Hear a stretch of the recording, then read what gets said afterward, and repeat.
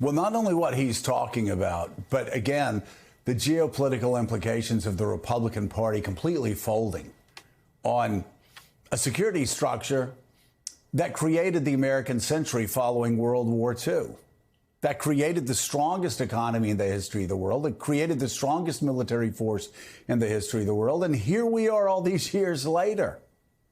I know Trump, Republicans like to trash the country. They do. Extreme MAGA.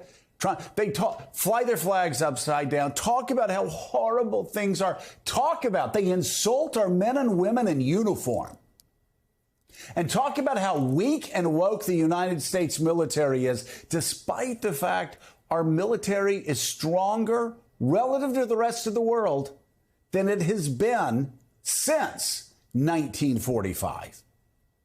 And yet the attacks keep coming. And they call Joe Biden a socialist. He's a Marxist. They're such idiots. He's a communist. Well, baby, if this is how communism works for the stock market, there are a lot of billionaires. There are a lot of millionaires who are voting for Donald Trump, calling Joe Biden a socialist, that are making millions of dollars every single day. Because the stock market is soaring. The economy is doing better than ever before. Our jobs numbers are better than they've ever been. They're better than anywhere else in the world. Our inflation numbers, more inflation numbers come out today. We're doing better, tamping down inflation post-COVID than any major industrial power in the world. We are pounding China's economy. I get so sick and tired. I said it on this air starting in 2007. People would come on whining about, oh, China's going to overtake us. America's so weak. Bullshit.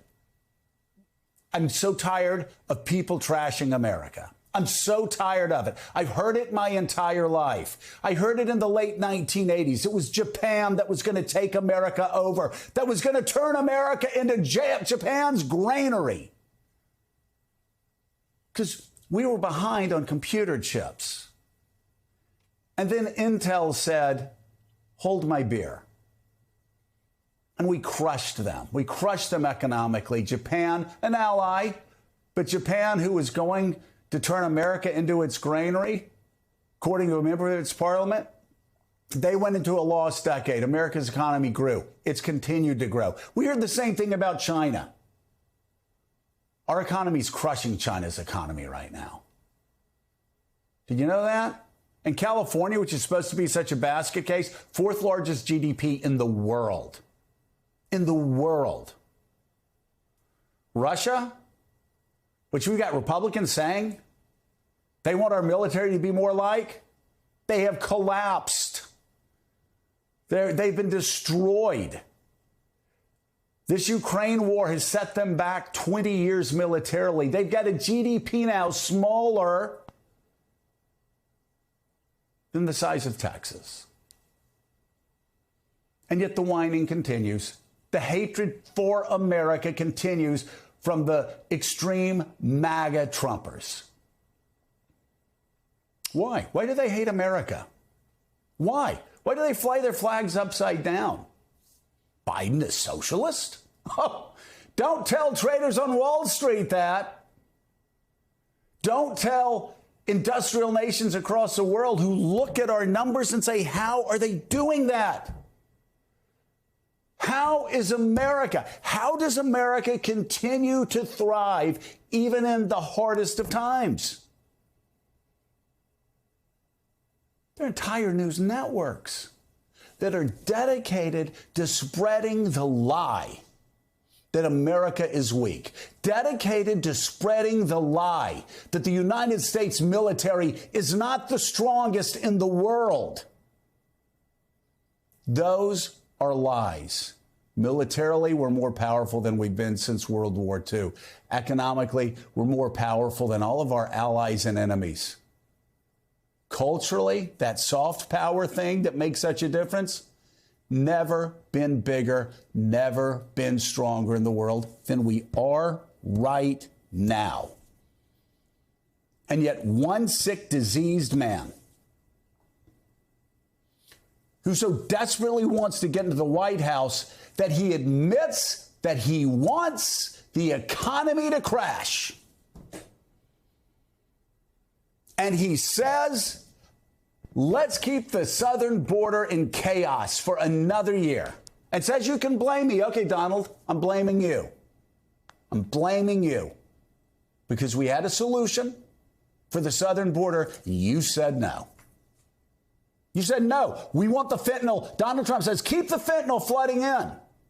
Keep the fentanyl flooding in for another year. Keep the illegal immigrants flooding in for another year. Keep the humanitarian crisis growing for another year and making the lives of people who live on the border hell, a living hell.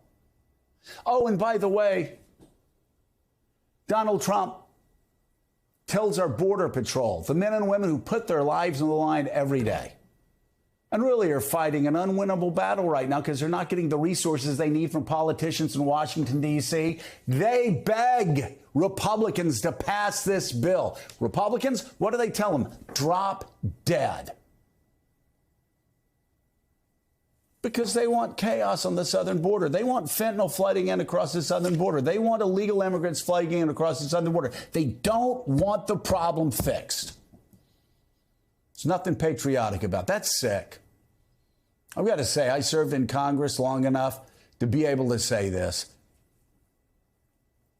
This group of extreme House MAGA Republicans are the most unpatriotic I have seen in a long, long time.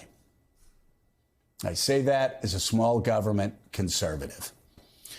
And you know, Donald Trump, why did Donald Trump, think about this, why did Donald Trump say this outrageous thing about NATO and about Putin during a news cycle, the worst news cycle of the Biden White House's time, like over the past 3 years? Why did he do that?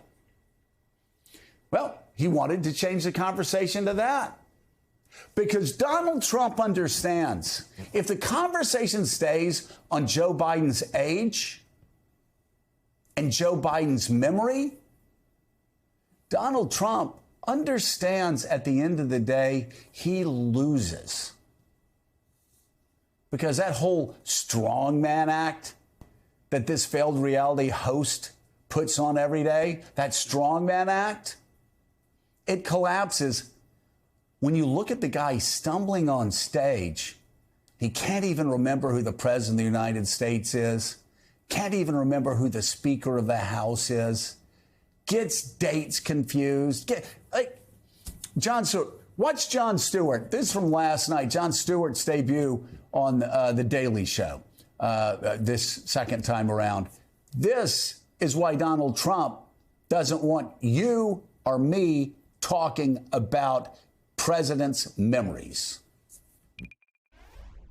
The footage of the president unable to recall simple facts must have been brutal to watch. James Webb. I don't remember the names. I don't remember the name. I don't remember ever buying something for myself. Do you recall what years you were married to Ms. Maples?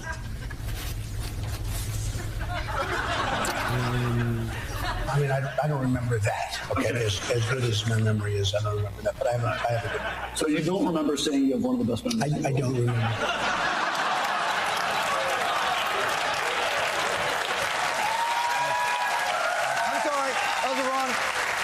That was the wrong footage. That's the high-functioning candidate from 9 years ago, unable to recall if he has a good memory.